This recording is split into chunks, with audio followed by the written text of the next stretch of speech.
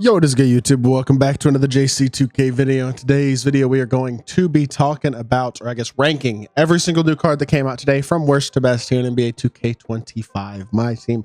Because this entire set was pink, diamond, and up, I am going to rank every single card today, not just like I would in these other sets where I just rank diamond and up because every other card, it doesn't matter. These are all pink, diamond, and up, so we'll just rank all 10 of them from worst to best here in today's video. Before we hop into it and stop English. Before we hop into it and start ranking, if you haven't already, make sure you hit that subscribe button. Help me push towards the 40,000 subscriber mark on the channel. I'm uploading every single day, multiple videos a day. Would really appreciate it if y'all do subscribe. Without further ado, let's hop right into it. So the worst card in this drop pretty easily is Kemba Walker. He's a 6'1" point guard who cannot dunk and is bad defensively. Is he going to be fun to use with a fast jumper? Decent fade, good escape, okay movement. Like, sure, he might be fun-ish to use offensively, but he's super undersized and he can't dunk and he can't defend. Those are kind of the three main things that kill a small point guard late in this year.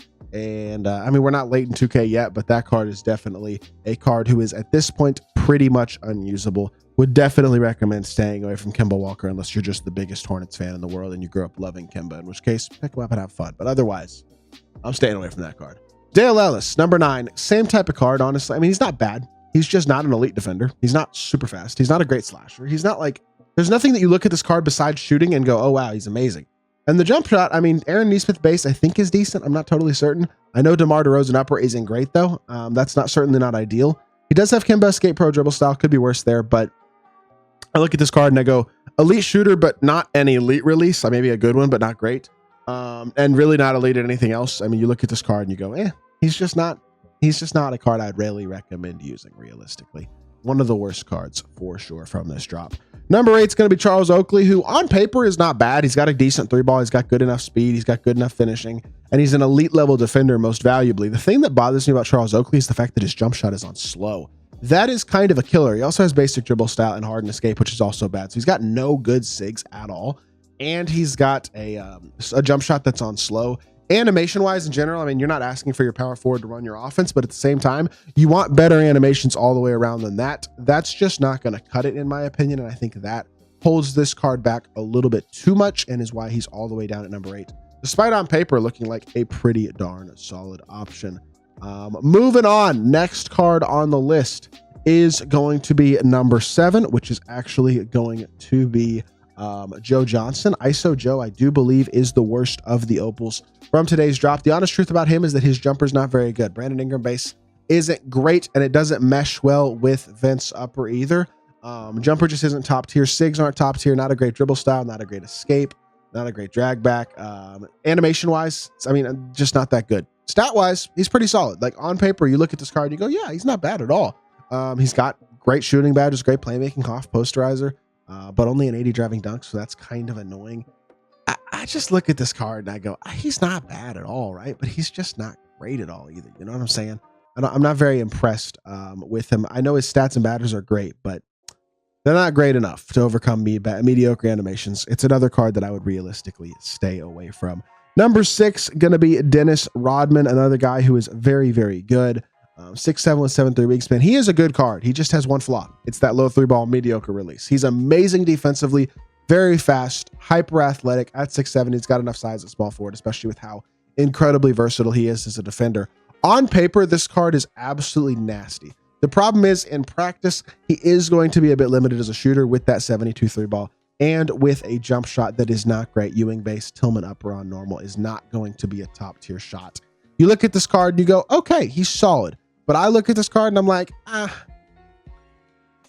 he would frustrate me. His jumper would annoy me. He's a good card. His defense would be amazing. He would make some really good plays. Athleticism is super nice. The speed is great. He would attack a mismatch well as well with the 90 strength and stuff. But I just think as a whole, I look at this card and I'm not impressed enough to put him super high on this list. I think number 6 is probably the right spot for him. Number 5 is going to be Bob Pettitt. What Pettitt is not super fast, but an elite shooter and good enough defensively as well, and decent, good enough as a finisher, like post-game stuff as well, to be a solid card. I know he's only 6'9", but he's got a good wingspan. He's got an elite jumper, very, very good shooter all the way around, elite level defender as well, at least on the interior. I think he's big enough at power forward at 6'9" with that wingspan, and he's good enough as a rebounder, interior finisher, and shooter to where he does have real value. He's not super fast. He doesn't have great SIGs. He's not really a playmaker at the power forward position, but I do think he is going to be enough of a shooter, finisher, masher, and defender on the interior to be a really, really good card. So I have no issues with Mr. Bob Pettitt as the number 5 card on this list. I think he's very, very solid.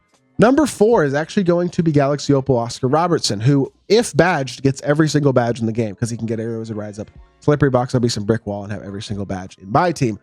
And he's got great speed, great shooting, pretty good slashing, really solid all-around defense as well. My biggest criticism of this card probably be movement. Luka's escape is an amazing. Pro dribble style is not bad. Luka's drag back's pretty good. Like, his SIGs aren't bad. They're just not unbelievable. And I mean, he's got a good release. He is what, 6'5", 6'8" wingspan. 6'5" means he can standing dunk. I mean, honestly, he's a good card. He's athletic enough. He's not a great, like incredible slasher, but he's athletic enough. His jumper's always good. He's a good playmaker, versatile defender, like solid all around card. Nothing you look at with this Oscar and go, oh, that card sucks. Because I don't think there is anything like that. He's super solid all the way around. Thing is, point guard position is pretty good. And I just think, I mean, the animations movement wise could be a little better. Like, there's also some other really good cards in this drop. So maybe 4 is a little low, but it feels about right to me. So I think that's what we're going to rock with for this list. Number 3 is going to be Adam Morrison. Thinking about Morrison, I mean, I did a gameplay with him earlier. His jumper is really nice this year. That Steph base, Jerry West upper on quick feels much quicker this year than it did last year. Trey fade is also very good, especially going left, but really to both sides, it's not bad. He's got Kobe escape, decent dribble style, and a good drag back. Does actually shot create pretty well. Feels nice defensively. I was impressed by his rebounding. He out-rebounded Giannis a couple times in his gameplay. His jumper's really nice, and he is an elite shooter, and I feel confident with him as a shot creator as well. I like him better than Joe Johnson or somebody like that, because even though Joe has much better stats and badges as a, in theory, shot creating wing, Adam has the better SIGs and the better jump shot, and I think he's the better overall card.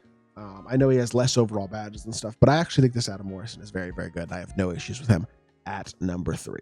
Number 2 on the list, going to be Greg Oden, 7 foot, 7'4" wingspan, 83 speed, 79 3 ball would be the 2 biggest things you'd critique, is just the fact that his speed rating is a little on the lower end, as is that 3 ball rating. But even though he's got Dwight Howard base, Kemba upper speeds it up, and it's honestly a very smooth, very easy jump shot. Not only that, while he doesn't have great SIGs, he is an elite defender. Also, his player build is massive. I don't know why, but Greg Oden every single year, he looks 7'2". He's just huge on the court. He's got really, really great athletic ability on the inside. Of course, the 95 standing dunk. Defensively, he's awesome. He's like a really good inside big on both ends of the court, who has the ability to stretch the floor at a very high level and has the size and player build to compete, I think, about as good as anybody in the game against the Wimbies, KPs, D-Robs of the world. The physical ability, the speed is good enough as well. I really do think this Oden card is probably the second best card in the drop. Now, I get it. It's a very competitive drop. A lot of good cards. You could easily disagree with my order, especially this top 3 that I haven't, I guess the 3 of these top 4 that I've already ranked between Oden, Adam, and Oscar. I think if you wanted to change the order of those 3, you could definitely do that. Just in my opinion, I really think that Greg Oden is really, really good and a little bit slept on probably in my team. The best card in today's drop, though, and I don't really think it's all that debatable, is Bernard King. He is very similar to Dr. J in that he's just distinctly right there, like best card in the game type material.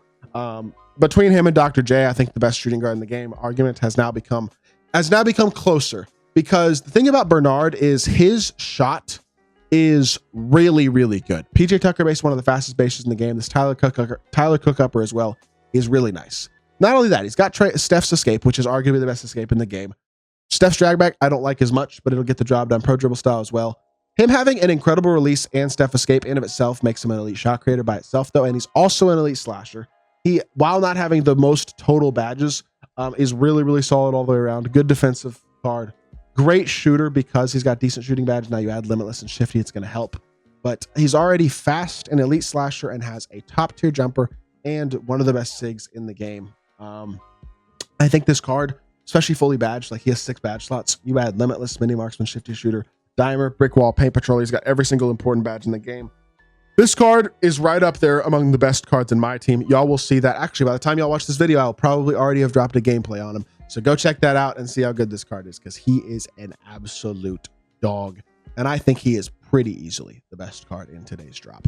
With that being said, this is the 10 card drop, and that's the order I had. So hopefully y'all did enjoy the video. If you did, make sure you hit that like button, leave a comment, and subscribe. I'll be back with more 2K content very, very soon, and I appreciate y'all. Peace.